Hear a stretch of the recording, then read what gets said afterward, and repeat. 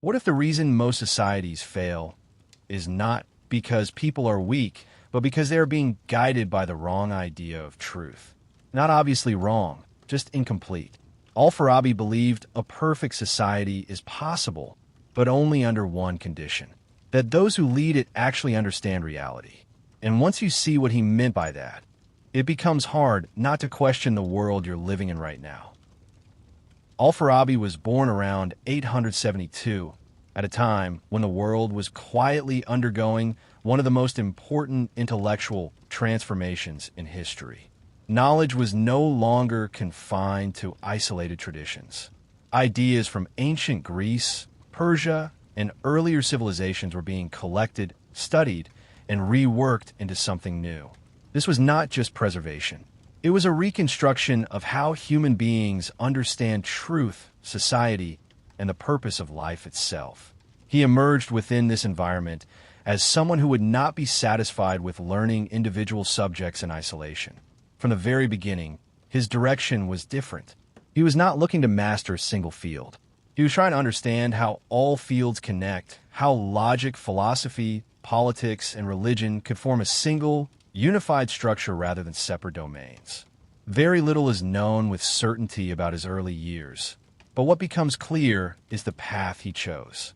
He moved toward major centers of learning, where scholars were deeply engaged in studying and translating the works of Plato and Aristotle. These were not treated as distant historical texts. They were seen as living ideas, tools that could still shape the present and guide the future. Al-Farabi immersed himself in these works with unusual intensity. He studied logic in great depth, not as a technical exercise, but as a foundation for all thinking. For him, logic was not optional. It was necessary. Without it, thought becomes unclear, inconsistent, and easily misled. With it, ideas could be examined, tested, and refined with precision. But what makes his approach different is that he did not stop at understanding these philosophers. He began to reshape their ideas into something that could function within his own time. This required more than interpretation. It required building a bridge between different intellectual traditions and making them work together. From Aristotle, he absorbed a method, a way of analyzing the world with structure and discipline. From Plato, he took a vision, the idea that society itself can be organized in a way that reflects truth and promotes human development. These influences did not remain separate in his thinking. He combined them into a single direction. This direction led him toward one of the most important questions he would ever address. Not just what is true, but how truth should shape the way people live together. For Al-Farabi, society was not simply a group of individuals trying to survive or compete. It was something much more significant. It was a system that either helps human beings reach their full potential or prevents them from doing so. The structure of a society influences how people think, what they value, and what they become. This is where his idea of the virtuous city begins to take shape. He imagined a society that is not driven by power, wealth, or personal gain, but by knowledge and wisdom. In such a city, leadership is not based on force or inheritance. It is based on understanding. The ruler must be someone who not only knows what is true, but also knows how to guide others toward it. This is not an easy requirement. It demands both intellectual depth and moral clarity. The leader must understand reality at a fundamental level, but also be able to communicate that understanding in a way that others can follow. Knowledge alone is not enough. It must be translated into guidance. This idea reflects a strong influence from Plato, but Al-Farabi develops it further. He recognizes that not everyone approaches truth in the same way. Some people understand through reasoning and careful thought. Others understand through images, stories, and symbolic expression. This leads him to one of his most important insights: the relationship between philosophy and religion. He does not see them as enemies. He sees them as two different expressions of the same underlying truth. Philosophy presents truth in its most precise and logical form, accessible to those trained to think deeply. Religion presents the same truth in a form that can be understood by a broader population, using symbols and narratives. In this sense, religion becomes a bridge. It allows a society to be guided by truth even when not everyone engages with it at a philosophical level. It translates complex ideas into forms that can shape behavior, values, and collective life. This creates a layered understanding of knowledge. At the highest level, there is direct reasoning and philosophical insight. At a broader level, there is symbolic understanding that still reflects the same structure, but in a more accessible way. At the same time, he worked to organize knowledge itself into a clear system. He classified different fields, showing how they relate to one another rather than existing in isolation. Logic stands at the foundation, providing the tools for thinking clearly. From there, knowledge expands into mathematics, natural sciences, and metaphysics, each building upon the previous level. This reflects something central to his entire approach. He was not interested in scattered ideas. He wanted structure. He wanted unity. He wanted a system where everything connects, where understanding in one area supports understanding in another. By this stage, his philosophy had already taken on a clear identity. It was not simply a continuation of earlier thinkers. It was a synthesis, a new construction that brings together logic, philosophy, religion, and politics into a single framework. And within that framework lies a powerful idea. That truth is not just something to be discovered in isolation. It is something that must shape how people live, how societies are built, and how human potential is realized. As his thinking continued to develop, what began to take clearer shape was the depth of his ambition. He was not simply describing an ideal society in abstract terms. He was trying to explain how such a society could actually function, how it could be sustained, and what kind of structure would be required to hold it together over time. This pushed his philosophy beyond general ideas and into a more detailed analysis of human behavior, knowledge, and social organization. At the center of this development was his understanding of human nature. He did not see individuals as isolated beings who can fully develop on their own. Instead, he believed that human beings are naturally dependent on one another. No single person can achieve fulfillment in isolation. People require cooperation, shared knowledge, and structured relationships in order to reach their full potential. This idea becomes the foundation of his political philosophy. A society is not optional. It is necessary, but not every society leads to the same outcome. The way a society is organized determines whether individuals move toward fulfillment or away from it. He begins to distinguish between different types of societies, not all of which are equal. Some societies are built around misunderstanding, where people pursue goals that do not actually lead to true well-being. These societies may appear successful on the surface, focused on wealth, power, or pleasure, but they lack a deeper structure that guides individuals toward genuine development. In contrast, the virtuous city is organized around correct understanding. Its purpose is not simply to maintain order or provide basic needs, but to guide its members toward a higher form of life, one shaped by reason and clarity. This distinction introduces a kind of philosophical tension. Most societies do not meet the standard of the virtuous city. They fall into what he describes as deficient forms, where leadership lacks true knowledge, and where the direction of the society is shaped by incomplete or distorted views of reality. This raises an important question. If most societies are structured in this way, how can a virtuous one emerge at all? His answer returns to the role of leadership. The structure of a society depends heavily on those who guide it. If the leader lacks understanding, the society will reflect that limitation. If the leader possesses both knowledge and the ability to communicate it, the society has the potential to move in a different direction. But this requirement is extremely demanding. The ideal leader, in his view, must combine qualities that are rarely found together: intellectual depth, moral integrity, practical wisdom, and the ability to translate complex truths into forms that others can understand. This is not simply a ruler. It is someone who operates at the highest level of both thought and character. At this point, his philosophy begins to connect more deeply with his understanding of knowledge itself. He does not treat knowledge as something static, something that is simply stored or transmitted. He sees it as something that must be actively developed, refined, and structured. He places a strong emphasis on education, not just as a process of learning facts, but as a process of shaping the mind. Education must guide individuals from basic understanding toward more refined forms of thinking. It must develop the ability to reason, to distinguish between appearance and reality, and to align actions with knowledge. This makes education central to the stability of the virtuous city. Without it, even a well-structured society would begin to decline as individuals lose the ability to maintain clarity in their thinking. At the same time, he continues to refine his view of the relationship between philosophy and religion. While he sees them as expressions of the same truth, he becomes more precise about how they function differently within society.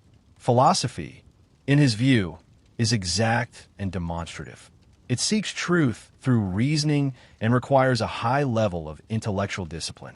Religion, on the other hand, communicates through representation. It uses images, stories, and symbolic language to convey ideas that might otherwise be too complex for general understanding. This does not make religion inferior. It makes it necessary. A society cannot function if truth remains accessible only to a small group of thinkers. It must be expressed in a way that can guide the entire population. But this also introduces a challenge. If the symbolic representation becomes disconnected from the underlying truth, it can lead to misunderstanding. Religion, in this sense, must remain aligned with philosophical insight in order to function properly. This alignment becomes one of the key responsibilities of leadership. The ruler must not only understand truth at a philosophical level, but also ensure that its representation within society remains accurate and effective. As his system becomes more detailed, he also expands his classification of knowledge. He does not treat different fields as isolated areas of study. He shows how they relate to one another in a structured way. Logic remains the foundation, providing the tools for clear thinking. Language plays a crucial role, shaping how ideas are expressed and understood. Mathematics introduces precision and structure. Natural sciences explore the patterns of the physical world, and metaphysics addresses the most fundamental questions about existence and reality. This organization reflects his broader goal of unity. Knowledge is not fragmented. It is interconnected, with each part supporting and reinforcing the others. By this stage, his philosophy has moved beyond general vision into a structured system that connects individual development, social organization, and the pursuit of truth. It offers not just an ideal, but a framework for understanding why that ideal is difficult to achieve and what conditions are necessary to approach it. And within that framework lies a deeper realization. A society cannot be separated from the way its people think. The structure of the city reflects the structure of the mind. If understanding is unclear, the society will be disordered. If understanding is refined, the society has the potential to move towards something more stable, more coherent, and more aligned with what he considered the true purpose of human life. As his philosophy continued to deepen, what became increasingly clear was that he was not only describing how a virtuous society should be structured, but also why most societies fail to reach that level. He began to examine more closely the forces that pull individuals and communities away from clarity, away from truth, and toward forms of life that appear stable on the surface, but are fundamentally misaligned. He recognized that human beings do not naturally move toward higher understanding without guidance. Left on their own, people tend to follow what is immediate, what is visible, what brings quick satisfaction. This is not because they are incapable of understanding, but because the path toward deeper knowledge requires effort, discipline, and direction. Without a structure that supports this development, most individuals remain within limited perspectives. This insight led him to describe different types of imperfect societies in more detail. Some are driven primarily by the pursuit of wealth, where success is measured only by accumulation. Others are driven by power, where dominance and control become the central goals.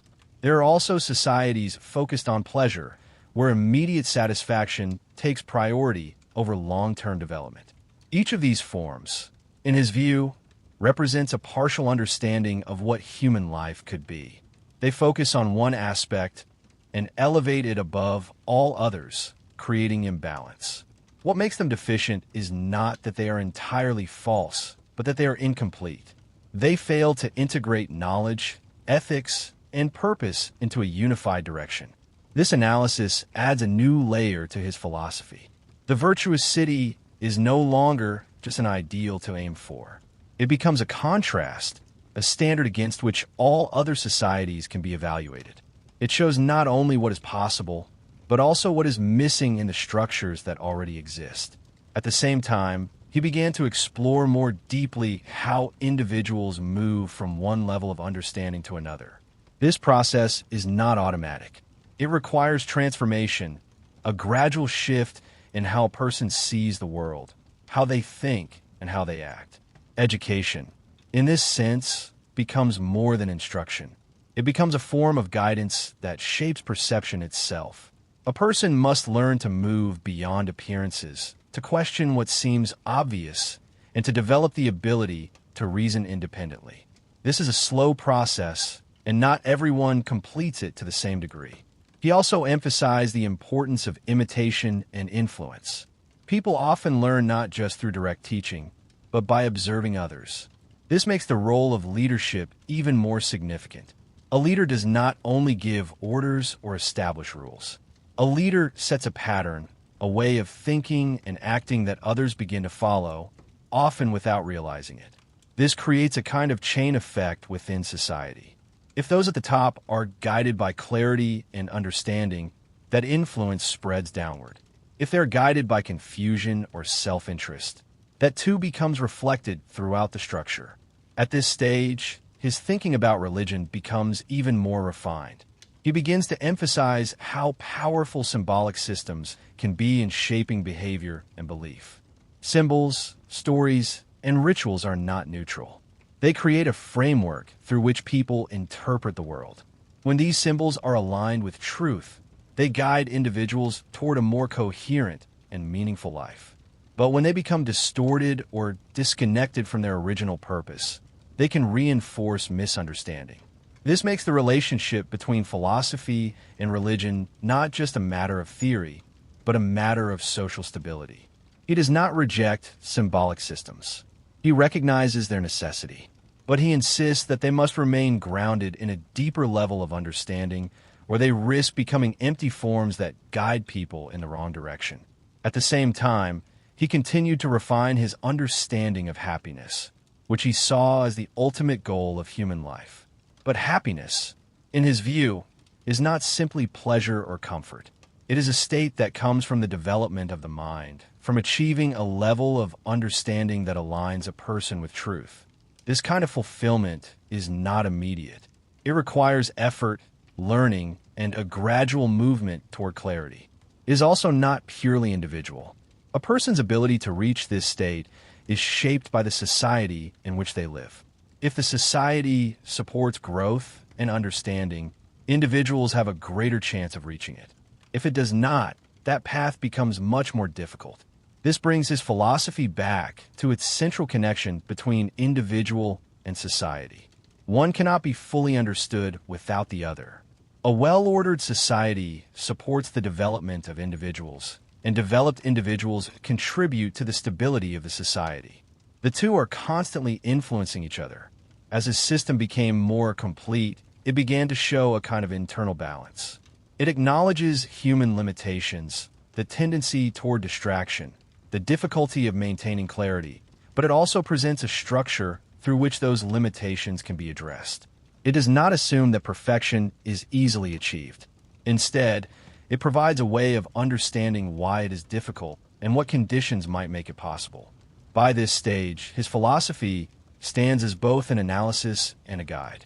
It explains the structures that shape human life, and it offers a direction for how those structures might be improved. It does not promise that a perfect society will exist, but it makes clear that without knowledge, without guidance, And without a connection to deeper understanding, societies will continue to fall into the same patterns, repeating forms of imbalance in different ways. And within that realization lies a quiet but powerful implication. The condition of a society is not accidental. It reflects the level of understanding that guides it. Change, therefore, does not begin only with external structures, but with the way truth is understood, expressed, and lived within the minds of those who shape it. As his life moved further into its later years, what becomes most striking is not just the structure of his philosophy, but the scale of what he was trying to hold together. By this point, he was no longer simply writing about knowledge or leadership or religion as separate subjects. Everything had merged into a single, demanding vision of human life, one where truth, society, and individual purpose are inseparable. He understood something that many systems fail to account for. A society is not just built once and then maintained automatically. It is something that constantly shifts, often slowly, often invisibly. Even a structure that begins with clarity can drift over time, not through sudden collapse, but through gradual distortion. This is where his later thought becomes more grounded, almost more realistic than idealistic. He recognized that knowledge itself is fragile, not in the sense that it disappears, but in the way it can be misunderstood, simplified, or reduced over time. What begins as deep insight can become surface-level belief. What begins as structured reasoning can turn into repetition without understanding. And when that happens, the entire foundation of a society begins to weaken, even if everything on the surface appears stable. This is especially true in the relationship between philosophy and religion, something he spent much of his life trying to balance. At its highest level, religion reflects truth through symbols. It translates complex ideas into forms that guide behavior and give structure to life. But over time, those symbols can lose their connection to the deeper understanding they were meant to represent. When that connection weakens, something subtle begins to change. People continue to follow forms, rituals, and beliefs, but without clarity. The structure remains, but the meaning fades. And once meaning fades, direction becomes uncertain, even if no one immediately notices it. He saw this not as a rare event, but as something that happens naturally over time. Systems do not remain pure. They shift as they are passed from one generation to the next. Each transmission introduces the possibility of distortion, simplification, or misinterpretation. This creates a kind of quiet instability within even the most well-ordered society.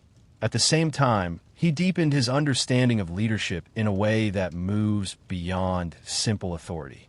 The ideal leader is not just someone who knows the truth once and applies it.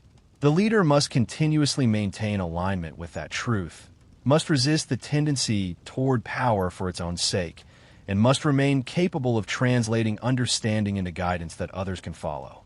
But this is where the difficulty becomes clear. Such a person is extremely rare. And even if such a leader exists at one moment, there is no guarantee that the next will possess the same qualities. Over time, leadership can shift from knowledge to imitation, from understanding to authority without depth. When that happens, the structure of the society begins to change from within. What makes this especially significant is that the change is often gradual. There is no clear point where the society stops being virtuous. Instead, it slowly becomes something else, something that may still resemble the original form, but lacks its foundation. This leads to one of the most important realizations in his later thought. The virtuous city is not a permanent achievement. It is a continuous effort. It exists only as long as the conditions that support it remain active. Knowledge must continue to be understood, not just repeated. Education must continue to develop reasoning, not just transmit information. Leadership must remain grounded in truth, not drift toward control. And symbolic systems must remain connected to meaning, not become empty structures. If any of these elements weaken, the entire system begins to shift. At the same time, he turns more attention toward the role of individuals within this larger structure. While society shapes people, individuals are not without influence. Those who reach a higher level of understanding carry a kind of responsibility, whether they choose it or not. They are able to see where things begin to drift, where meaning is lost, where structure becomes hollow. And this creates a tension, because seeing clearly does not always mean having the power to change what is happening. This introduces a more human dimension into his philosophy. It is no longer just about ideal structures, but about real conditions where clarity exists alongside limitation, where understanding does not always lead to control, and where the gap between what is known and what can be done becomes part of the experience itself. He also continues refining his idea of happiness, bringing it to its most complete form. Happiness, in his system, is not comfort, not pleasure, not even success in the ordinary sense. It is alignment. Alignment between understanding and action, between what a person knows and how they live, between the structure of the mind and the structure of the world around them. When this alignment exists, there is a form of stability that does not depend on external conditions alone. But when it is absent, even a life that appears successful can feel incomplete or unstable. This idea reinforces something central to his entire philosophy. External structure and internal clarity cannot be separated. A disordered society makes alignment difficult. A disordered mind makes it impossible. As his life approached its end, there is no sign that he moved away from these conclusions. If anything, they became more integrated, more connected, more reflective of a system that had been built carefully over time. He died around 950, leaving behind a legacy that would not always be immediately recognized in its full depth. His work would influence later thinkers, shaping discussions about reason, religion, politics, and the structure of knowledge itself. But what he leaves behind is not just influence. It is a framework that continues to feel relevant because it does not depend on a specific time or place. It speaks to something constant, that the condition of a society reflects the level of understanding that guides it. That knowledge is not enough unless it is lived. That structure without meaning eventually becomes empty. And that clarity, once lost, is not easily restored. In the end, his philosophy does not give a simple solution. It gives a demanding awareness that a well-ordered life, whether individual or collective, is not something that happens once and remains fixed. It must be sustained continuously through thought, through action, and through the constant effort to keep truth connected to the way life is actually lived. And once that connection begins to fade, the change does not announce itself. It happens quietly, gradually, until what once had depth becomes something that only looks the same from the outside, while inside, it has already become something else entirely. Al-Farabi begins his philosophy with a deep concern about order, not just the order of the universe, but the order of human life, knowledge, and society. He looks at the world and sees confusion, disagreement, and instability, and he asks a question that becomes central to everything that follows. If the universe itself is structured with precision and intelligence, why do human beings struggle to live in harmony with that order? What is missing between the structure of reality and the way people think, act, and organize their lives? He does not begin with politics or ethics directly, but with a deeper foundation, the nature of existence itself. For him, everything must start from understanding what is most real and most fundamental. Without that, no system of thought can remain stable. He draws from earlier philosophical traditions, especially those that focused on reason and structure, but he reshapes them into something that aims not only to explain reality, but to guide human life within it. At the center of his thought is the idea that existence is not equal at all levels. There is a hierarchy, a structure in which some things depend on others, and ultimately everything depends on a first source that does not depend on anything else. This first source is not just another object or being within the world. It is necessary, meaning it cannot not exist. Everything else is contingent, meaning it exists but could have been otherwise. This distinction changes how reality is understood. The world is not a collection of independent things. It is a system where everything flows from a primary cause. This cause is not physical, not limited, not divided. It is pure existence, complete and without deficiency. From it, everything else derives its being. But this does not happen through a sudden act or a simple creation. Al-Farabi describes existence as unfolding in a structured way through a process of emanation. From the first source comes a second level of existence, and from that another, and so on, forming a chain of being where each level reflects the one above it while also introducing new limitations. This structure creates a layered universe. At the highest level is pure intellect, completely unified and perfect. As existence flows downward, it becomes more complex and more divided. Intellect gives rise to multiple levels of understanding and eventually to the physical world, where change, imperfection, and instability appear. This does not mean the lower levels are meaningless. They are still part of the same structure, still connected to the source. But they are less complete, less unified, and more dependent. Within this system, human beings occupy a unique position. They exist at the boundary between the physical and the intellectual. They have bodies, which belong to the changing world, but they also have minds, which have the potential to connect with higher levels of understanding. This potential becomes central to Al-Farabi's philosophy. A human being is not defined only by what they are, but by what they can become. The mind is capable of development. It can move from confusion to clarity, from ignorance to knowledge, from scattered perception to structured understanding. He describes the human intellect as something that begins in a potential state. It does not start with full knowledge. It has the capacity to know, but that capacity must be developed. Through learning, reflection, and engagement with the world, the mind gradually becomes actual, turning its potential into real understanding. But this process is not isolated.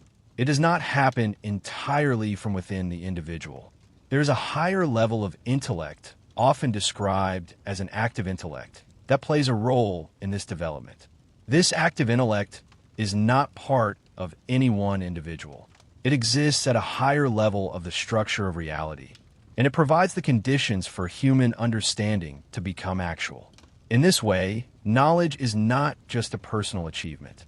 It is a connection between the human mind and a larger intellectual order. When a person understands something clearly, they're not simply organizing their own thoughts. They're aligning their mind with a structure that exists beyond them. This gives knowledge a deeper significance. It is not just useful, it is transformative. As the mind becomes more aligned with higher levels of understanding, the person becomes more complete. Their thinking becomes more stable, more coherent, and more capable of guiding action.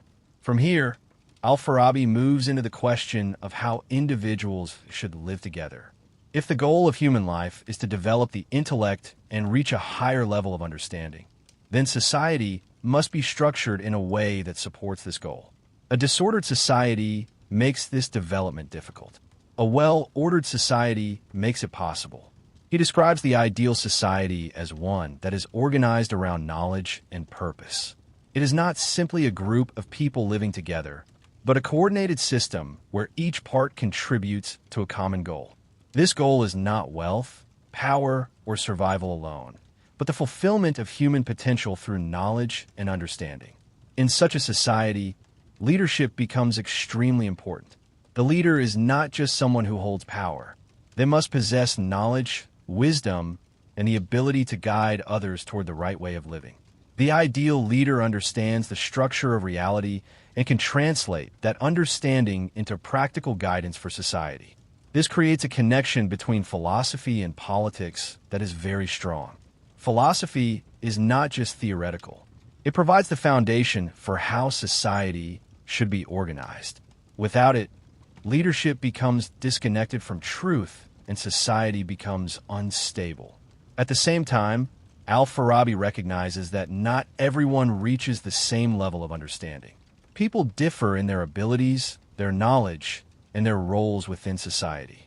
This does not mean inequality in a simple sense, but a differentiation of function.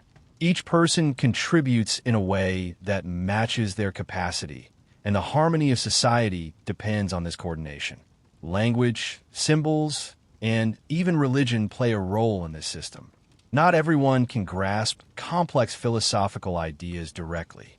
For many people, truth is communicated through images, stories, and symbols that express deeper meanings in a form that can be understood more easily. This does not make those expressions false. They are different ways of conveying the same underlying reality, adapted to different levels of understanding. In this way, philosophy and symbolic expression are not opposed but connected. As all of these elements come together, a picture begins to form. Reality is structured, flowing from a necessary source through different levels of existence. Human beings are part of this structure, capable of rising toward higher understanding. Society exists to support that movement, and leadership is responsible for guiding it. Nothing in this system stands alone. Knowledge connects to existence. Existence connects to society, and society connects back to the development of the individual. Everything is part of a single, ordered whole, where the ultimate goal is not just to exist, but to understand, and through understanding, to live in alignment with the deeper structure of reality. As this structure of existence becomes clearer, the focus begins to move toward the inner development of a human mind, because within this entire system, the human intellect holds a unique and decisive role. It is not simply a passive receiver of information, nor is it complete from the beginning. It exists first in a state of potential, capable of knowing but not yet fully actualized. This potential is not empty. It is a readiness, a capacity that can be shaped and developed through engagement with the world and through alignment with higher levels of understanding. The movement from potential to actuality is gradual and layered. At first, the mind encounters the world through the senses. It perceives forms, patterns, and relationships, but these perceptions are not yet knowledge in the full sense. They are fragments, impressions that must be organized and understood. Through repetition, reflection, and comparison, the mind begins to recognize stable patterns within these perceptions. What was once scattered becomes structured. What was unclear begins to take on form. This process is not merely mechanical. It involves a transformation of the intellect itself. The mind does not simply collect information. It becomes capable of understanding universal principles, truths that are not limited to individual experiences, but apply across many situations. When this happens, the intellect moves closer to its actual state, where it is no longer dependent entirely on sensory input, but can operate at a higher level of abstraction. At this stage, the role of the higher intellect becomes more significant. There exists a level of intellect that is always fully actual, never in a state of potential, never incomplete. This active intellect does not learn or develop in the way human minds do. It exists as a constant source of intelligibility, making it possible for human understanding to become actual. When a person truly understands something, it is not simply because they have processed information correctly. It is because their mind has come into alignment with this higher level of intellect. Knowledge, in this sense, is not created entirely within the individual. It is a kind of connection, a moment where the structure of the mind corresponds to a structure that exists beyond it. This connection transforms the individual. As understanding deepens, the mind becomes more stable, less dependent on shifting appearances, and more grounded in principles that do not change. This stability is not only intellectual, but also practical. A person who understands more clearly is better able to act in a consistent and meaningful way. From here, the relationship between knowledge and action becomes central. Knowledge is not pursued for its own sake alone. It has a direct impact on how a person lives. A disordered mind leads to disordered action. A clear and structured mind leads to purposeful and balanced behavior. This connection extends beyond the individual into the structure of society. If human beings are meant to develop their intellect and reach higher levels of understanding, then the environment in which they live must support this development. A A society that is disorganized, driven only by immediate desires or conflicts, makes it difficult for individuals to achieve clarity. In contrast, a well-ordered society creates the conditions in which intellectual and moral development can take place. The idea of an ideal society now becomes more defined. It is not simply a place where basic needs are met or where power is distributed in a particular way. It is a system designed to guide individuals toward their highest potential. Every part of it has a role, and these roles are not random. They are based on the abilities and capacities of individuals. Some people are more capable of understanding complex principles, while others are more suited to practical tasks. This differentiation is not a flaw, but a necessary feature of a functioning system. Just as the parts of a living organism perform different functions while contributing to the life of the whole, the members of a society must perform different roles while contributing to a shared goal. At the center of this structure is leadership, which for Al-Farabi carries a weight far beyond simple authority. The leader must possess not only practical skill, but deep understanding. They must grasp the structure of reality, the nature of human development, and the purpose of society itself.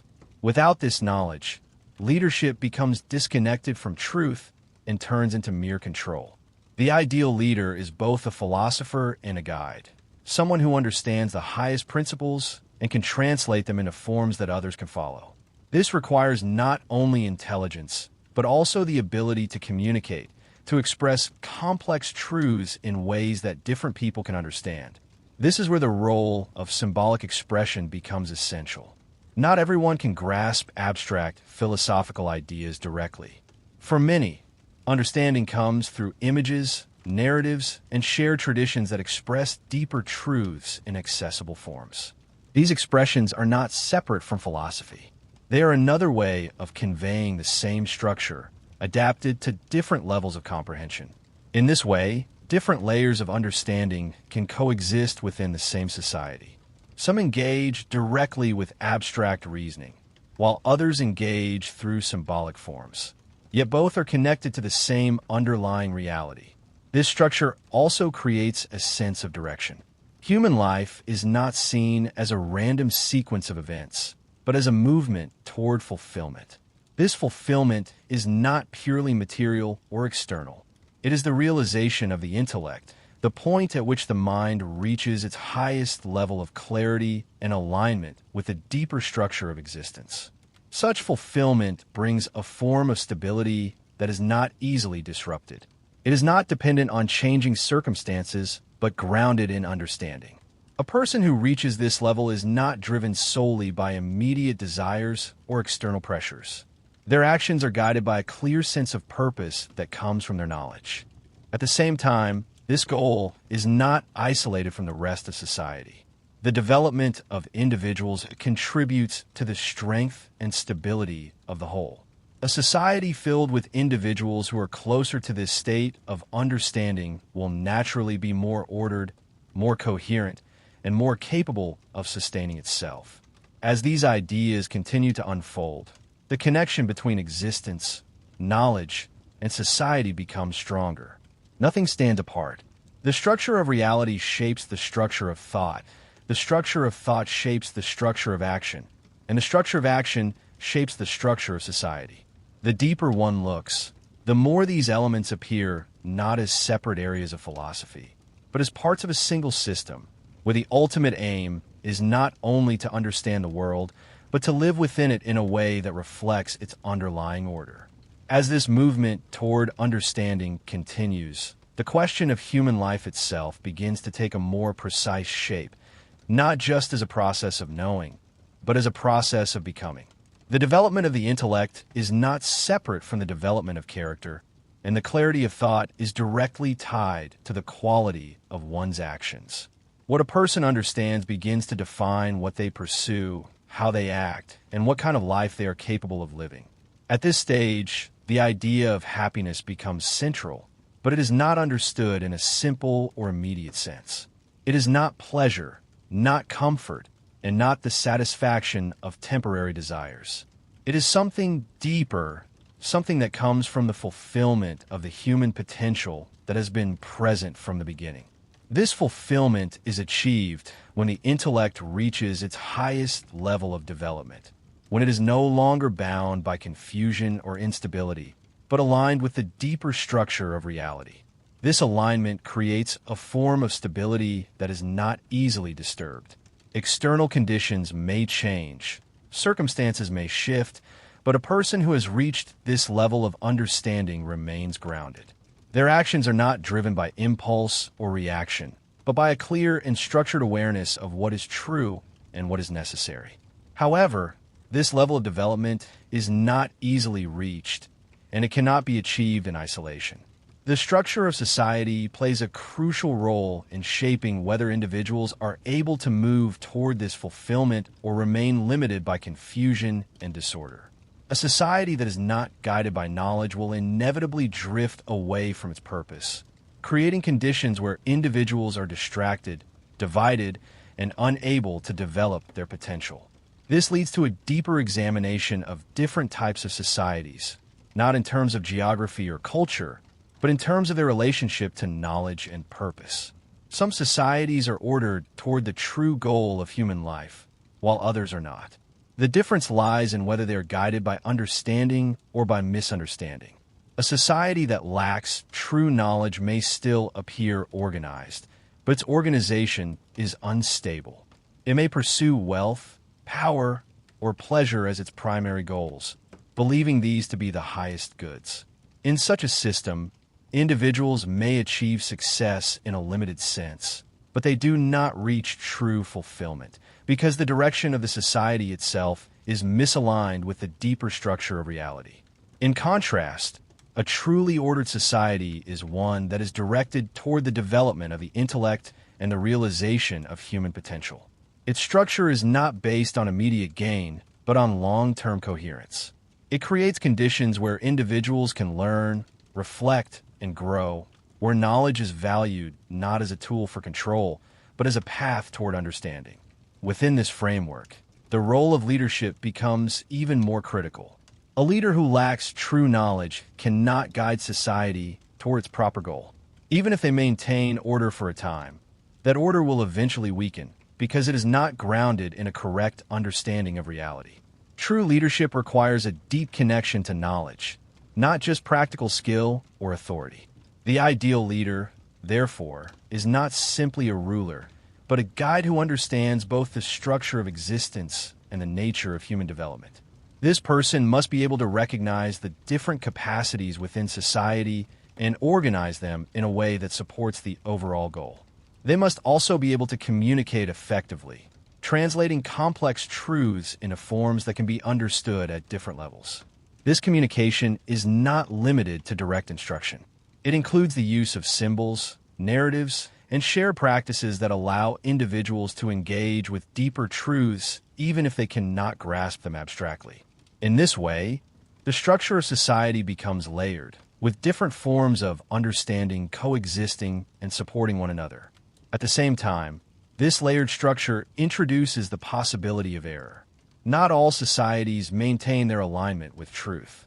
Some drift away, either through misunderstanding or through the influence of individuals who pursue limited goals at the expense of the whole. These societies may still function for a time, but their internal coherence gradually weakens. The difference between a well-ordered society and a disordered one is not always immediately visible. Both may have systems, rules, and institutions, but the difference lies in their direction. One moves toward the fulfillment of human potential, while the other moves away from it, even if it appears stable on the surface. This distinction also applies at the level of the individual. A person may appear successful according to external measures, but if their life is not aligned with the development of the intellect, that success remains incomplete. True fulfillment requires a deeper alignment, one that connects knowledge, action, and purpose into a coherent whole. As this alignment develops, the individual begins to act in a more integrated way. Their thoughts, choices, and actions are no longer in conflict. There is a consistency that emerges not from rigid rules, but from a clear understanding of what is necessary. This consistency allows for a more stable and meaningful form of life. At the same time, this does not eliminate complexity or difficulty. The world remains layered, and understanding is always partial. But the presence of a clear direction allows a person to navigate this complexity without becoming lost in it. They are able to distinguish between what is essential and what is secondary, between what contributes to their development and what distracts from it. This ability becomes one of the defining features of a developed intellect. It is not simply the accumulation of knowledge, but the capacity to organize and apply that knowledge in a way that reflects the deeper structure of reality. It is the movement from scattered awareness to unified understanding. As both individuals and societies move within this framework, a pattern begins to emerge. Development is not random. It follows a direction, moving from potential to actuality, from confusion to clarity, from fragmentation to coherence. This movement is not forced from outside, but arises from the nature of the system itself. The more this is understood, the more human life appears as part of a larger process, one that connects existence, knowledge, and action into a single unfolding structure. Each level supports the others, and the success of the whole depends on the alignment between them. In this way, the path toward fulfillment is not separate from the structure of reality. It is an expression of it, a continuation of the same order that begins at the highest level of existence and extends downward into the world of human experience, guiding it, shaping it, and giving it direction even when that direction is not fully recognized. As this understanding reaches its fullest depth, everything begins to come together into a single vision where existence, knowledge, and human life are no longer separate questions, but parts of the same continuous structure. What began as an inquiry into the nature of reality now reveals itself as a complete path, one that moves from the highest level of existence down into the practical conditions of human life, and then back upward again through the development of the intellect. At the highest level, existence is unified, necessary, and complete, requiring nothing beyond itself. From this source, all other levels unfold in a structured and ordered way, each carrying something of that original unity, while also introducing limitation and division. This movement does not break the connection between levels. Instead, it creates a system where everything remains linked, even as it becomes more complex and varied. Within this system, the human being stands at a point of transition, neither purely material nor fully intellectual. The human condition is defined by the possibility of movement. A person can remain at the level of confusion and fragmentation, guided only by immediate perception and desire, or they can move toward clarity, developing the intellect and aligning themselves with the deeper structure that governs all things. This movement is not automatic. It requires effort, reflection, and the right conditions. It depends on education, on guidance, and on a social environment that supports rather than obstructs the development of understanding. Without these conditions, the potential of the intellect remains unrealized, and life becomes limited to surface experience. At the same time, the responsibility for this movement does not lie only with the individual. It is also embedded in the structure of society itself. A society that understands its purpose will organize itself in a way that supports the development of its members.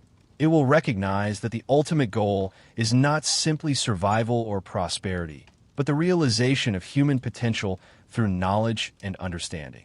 Such a society is not defined by external order alone, but by its internal coherence. Its institutions, its forms of communication, and its leadership all work together toward a common aim. Knowledge is not isolated in a small group, but distributed in forms that can reach different levels of understanding. Some engage directly with abstract reasoning, while others engage through symbols, narratives, and share practices that carry the same meaning in a different form. This layered structure does not divide society. It allows it to function as a whole. Each level contributes in its own way, and each depends on the others. The harmony of the system lies not in uniformity, but in coordination. At the center of this coordination stands a role of the guide, the one who understands a structure most clearly and is able to direct others toward it. This role is not defined by power alone. It requires knowledge, insight, and the ability to translate understanding into forms that can shape both thought and action. Without this, the structure begins to weaken as individuals lose sight of the deeper purpose that unites them. When this purpose is lost, society does not collapse immediately. It may continue to function for a time, maintaining order on the surface. But beneath that surface, the connection between knowledge and action begins to break. Goals become fragmented. Individuals pursue different directions, and the coherence that once held everything together gradually fades. In contrast, when a connection is maintained, a different kind of stability emerges. It is not rigid or unchanging, but dynamic and self-sustaining. Individuals continue to develop, knowledge continues to grow, and society adapts without losing its direction. This kind of stability is rooted not in control, but in understanding. At the level of the individual, this same pattern appears. A person who develops their intellect does not become separate from the world, but more deeply connected to it. Their understanding allows them to see the relationships between things, to recognize patterns, and to act in a way that reflects the structure of reality rather than opposing it. This creates a form of unity within the individual. Thought, action, and purpose begin to align. There is less conflict between what one knows and what one does. This alignment does not remove difficulty, but it provides a clear direction through it. Over time, this alignment leads to a form of fulfillment that is not dependent on external conditions. It arises from the realization of what the human intellect is capable of becoming. It is the completion of a movement that begins in potential and reaches its highest point in clarity and understanding. This fulfillment is not isolated from the rest of the system. It reflects the same structure that exists at every level. Just as the universe unfolds from a unified source into complexity, the individual mind unfolds from potential into clarity. And just as the structure of reality remains coherent despite its complexity, a developed mind remains stable despite the changing conditions of life. In the end, what emerges is a vision of existence as a continuous and ordered whole, where every level is connected, where every part has a role, and where the ultimate aim is not simply to exist, but to understand and to live in accordance with that understanding. It is a world where knowledge is not separate from life, but its foundation, and where the path of the intellect is also the path toward a more complete and coherent way of being.